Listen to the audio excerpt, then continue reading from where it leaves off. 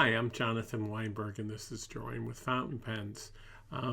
Today I'm going to talk about something that's a little bit unusual on my channel. I'm going to talk more about ink than I am about fountain pens. Every now and then, every few months maybe, I say something about ink. But as somebody who uses my fountain pens for drawing a lot, I tend to go with black or brown colors, so I don't get too involved with strange colors and unusual colors and ink that has gold in it and all those kinds of things. But in October, when we had the Pelikan Hub, and we were people who came got some free Pelikan ink, Edelstein ink. Pelikan has two lines of ink. They have a less expensive line, I think at least two. One that is just the Pelikan, and it's called the 4001 inks. And then they have their Edelstein inks, which are more expensive and come in beautiful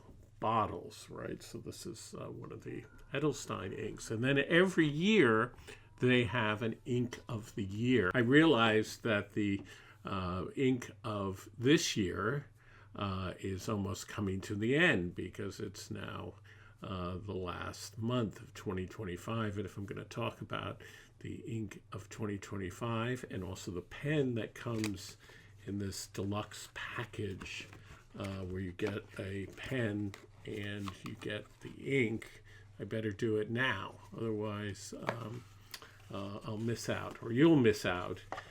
One of the things I don't think that we in the fountain world don't talk enough about is the way in which a pen will actually perform really differently depending on the ink in it. And that's really come to the fore with my testing out not just the ink of 2025, but the ink of 2024 and the ink of 2023 by Pelikan.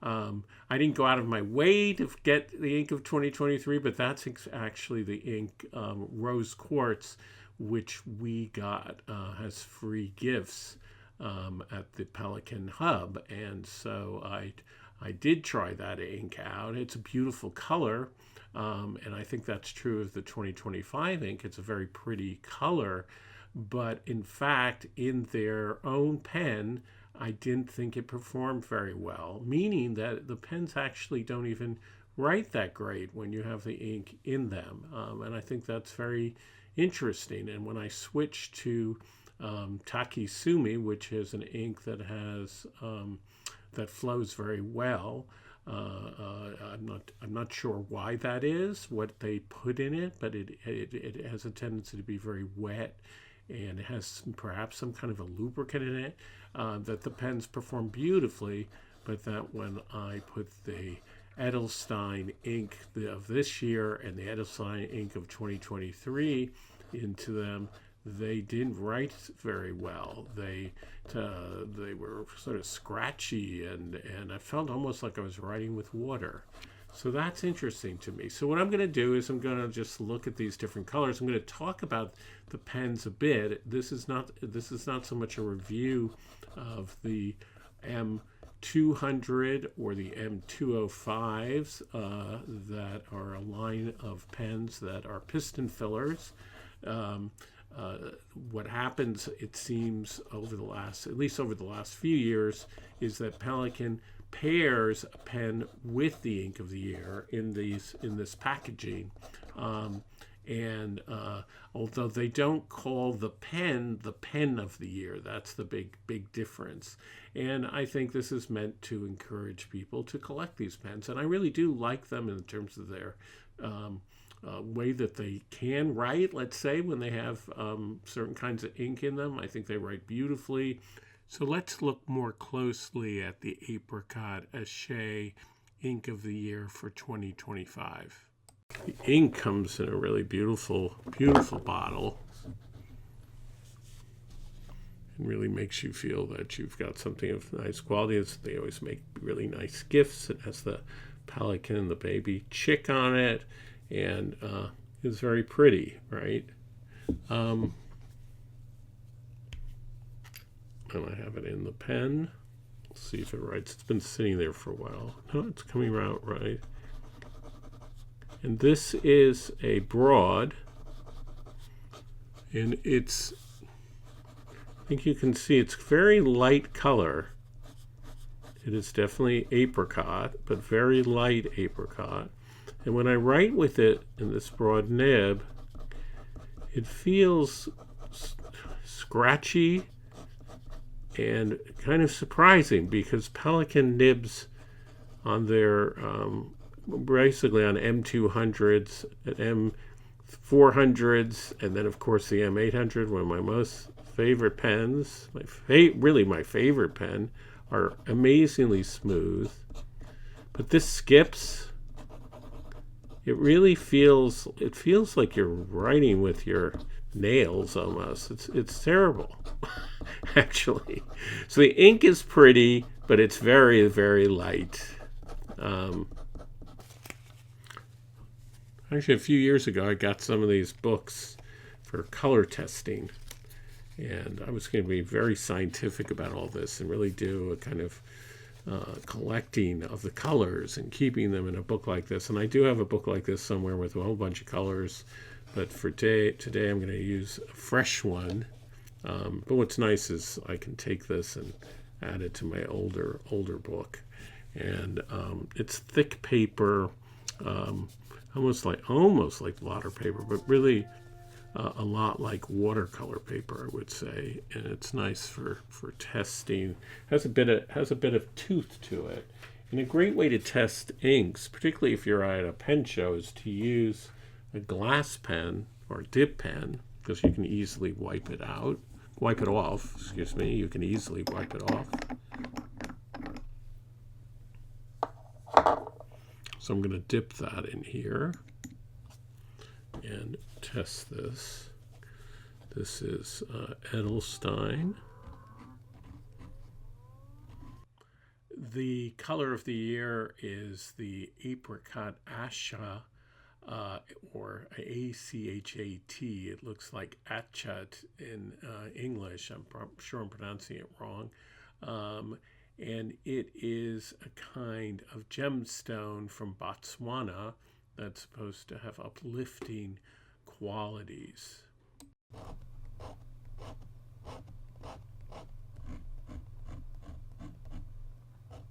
What's interesting too is that when you dip a pen, it's always going to be fairly wet. So you're getting to sort of see what the ink looks in best case scenario. And then let's use the brush.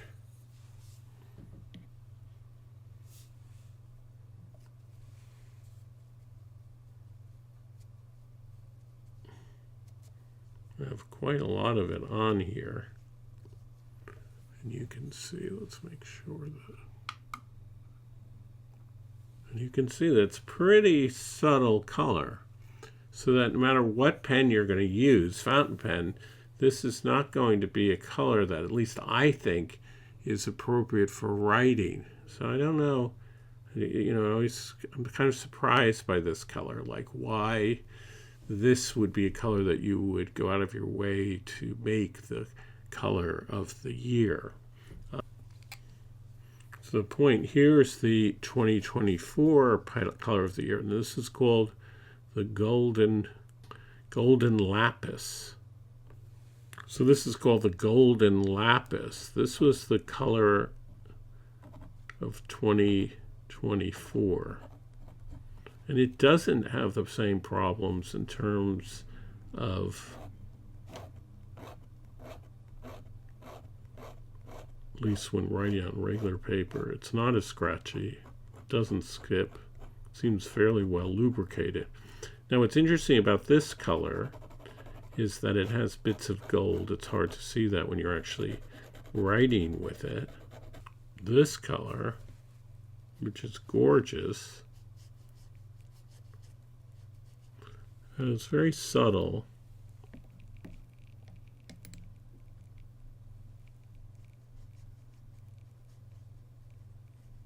Actually hard to see. Has bits of gold in it. And that goes with the pen, or the pen goes with that. If you look at the pen also has bits of gold in it. This blue is a beautiful turquoise, dark turquoise blue, and it has bits of gold in it. When it dries, it really has a lot of shading to it. It's very, I think, very expressive. It's a beautiful color actually just to paint with. And when you write with it, it actually also is a very beautiful color.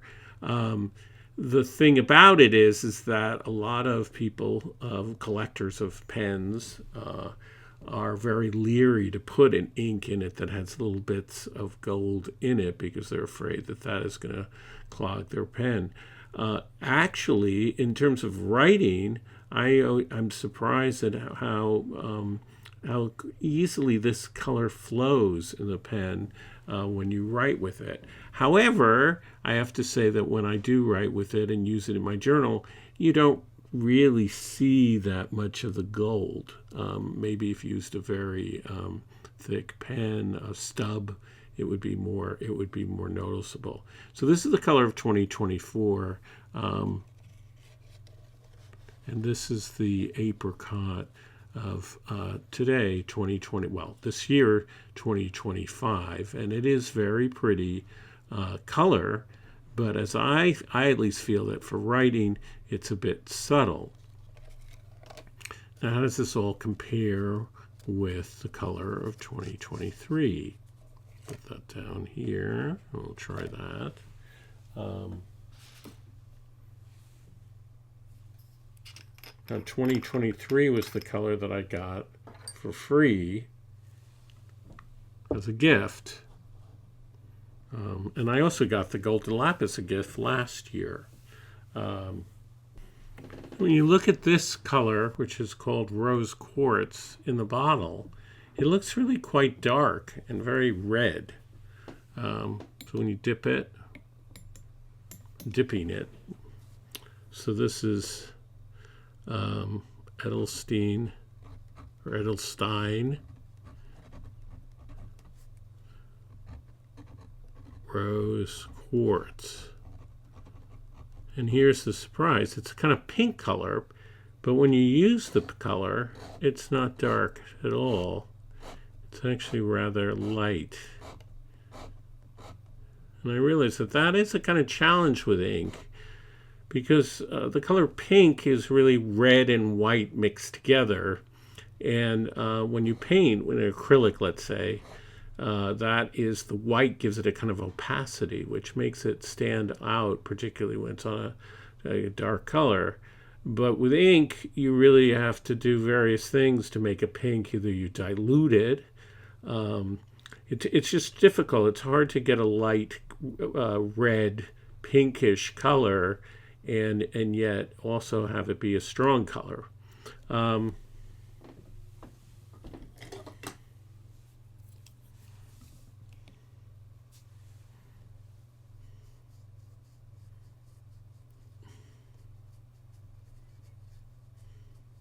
Now I think this is like the apricot. This is a very pretty color, a lovely color for painting with, but for my taste, not a great color for writing with, and that's the challenge, I think. Not my favorite color for writing. Now they also have a Rose Quartz pen, which I really like. It's not that different from the apricot pen, but it's pink, and it doesn't have gold bits in it. I love the flecks when they do that, and you'll see that I have actually put Takisumi ink in this, and it writes really well with the Takisumi ink. Interestingly enough, the Rose Quartz pen is a M205. It has a chrome body and a white cap to it, so it's a little different. It's very pretty pen, I think, particularly the way in which the white plastic feed. You see that I'm not going to move it up and down because then the ink will come pouring out. And actually, I think it looks kind of nice with the contrast, but it was meant to have, I guess, or ideally you would put this pink color in it and then you would write with it. But when I did that, it was unbelievably scratchy and skippy, just like the Apricot pen. It's also unbelievably scratchy and skippy when I put the apricot color in it. And that's just odd to me that you would develop a color that is, that has those qualities that on one hand is not, to my mind, sufficiently dark enough to really merit putting it in a fountain pen, and two, doesn't seem to perform so well in a fountain pen. So that's an interesting question, but I'm sure some of my viewers might comment and see what their experience is with these different inks. Now, you can see, by the way, this is what's so cool about the Golden Lapis color. Look at it. Can you see now that when it dries, you couldn't see this when it was wet, but when it dries, look at all that gold in it.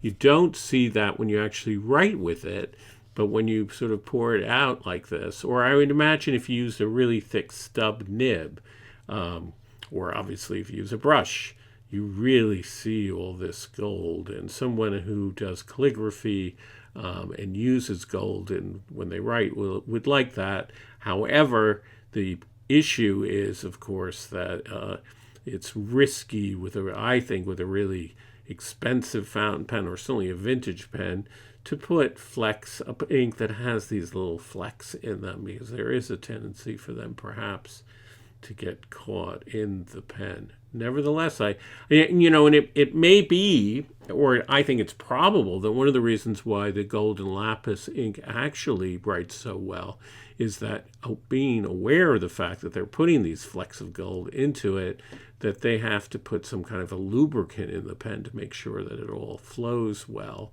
And I don't think they're doing that with these other pinkish colors, these lighter colors. So they don't flow as well in the pen, but maybe other people are having a different experience. If we go back in time, I have also the Golden Barrel pen, which I think is quite beautiful. I don't have the ink that goes with that. That ink, I think, was so popular that it sold out really fast. And if you want to get to get that ink still, it actually costs quite a lot of money. People who kind of collect inks. Right now, you can still get Rose Quartz. You can get the Apricot. I believe you can still get the Golden Lapis colors. But at some point, Edelstein will discontinue the so-called inks of the year. And I guess there are people out there who collect inks the same way that I collect pens. So you have to rush out and get them now if you're doing that.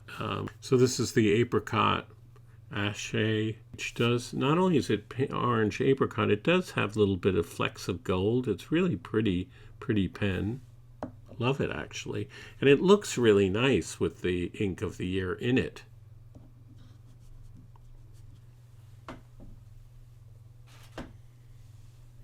This is the Golden Lapis pen from 2024, which is really, again, really beautiful.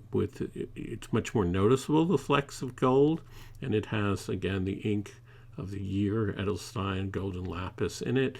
Writes really well.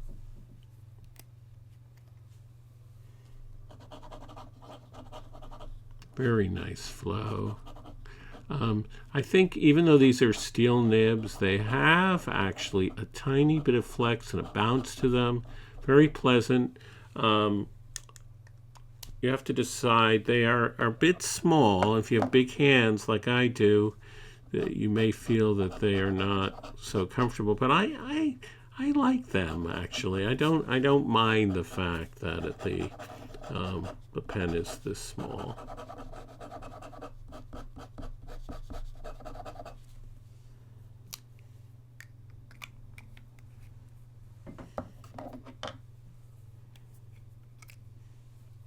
And this is the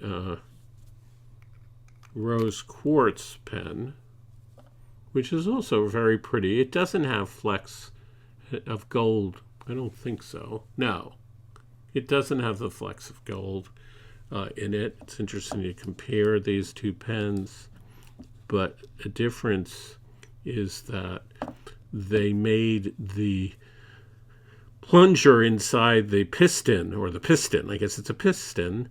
They made it translucent in the in the newer pen that goes with the color.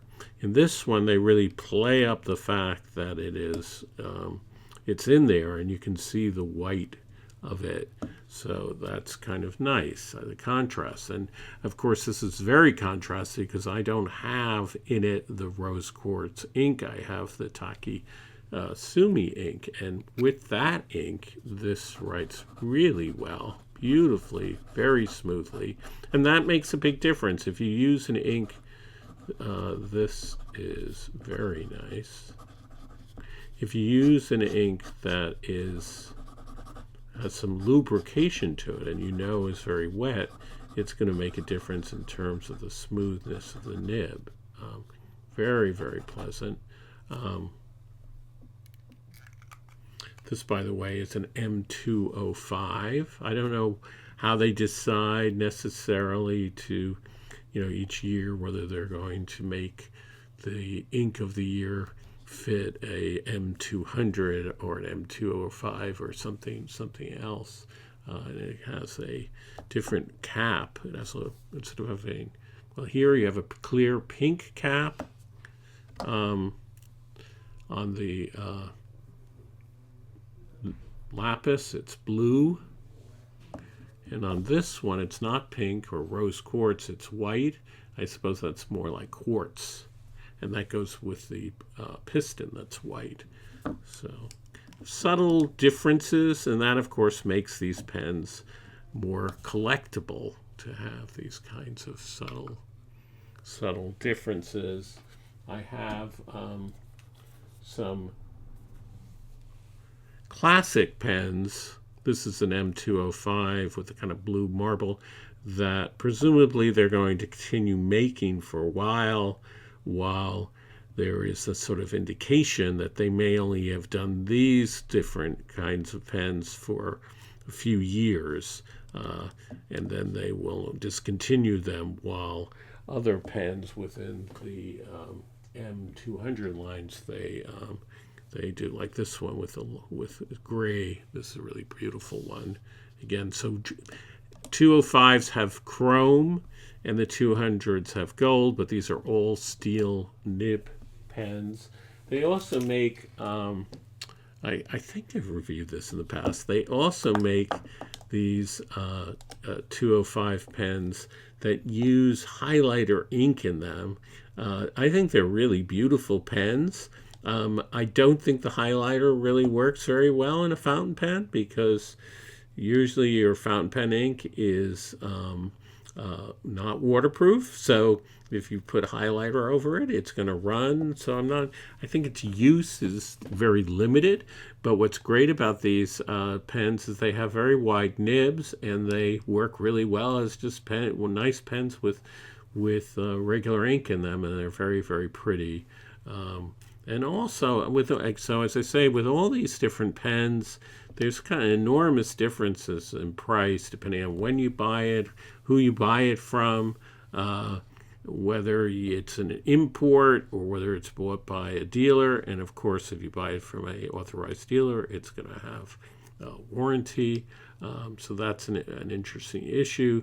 And then they run somewhere in the range of, in the low hundreds to as much as, I would say, 170, 180, which when they're that high is a bit pricey. Anyway, but they are really beautiful pens, and I think this is sort of the sweet spot in Pelikan. This kind of pen, they are best at making piston fillers.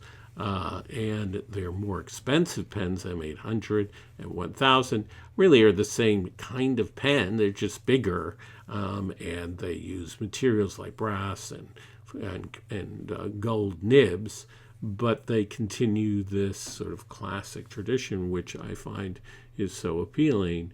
I just got a bunch of different color roses, so I'm going to try out my different M200 pens with these different inks and see what I can get with them, so that to sort of show how painting with the inks, the Pelikan inks, the ink of the year from 2025 and 2023, and using the Golden Lapis in the actual pen, what I can do with that.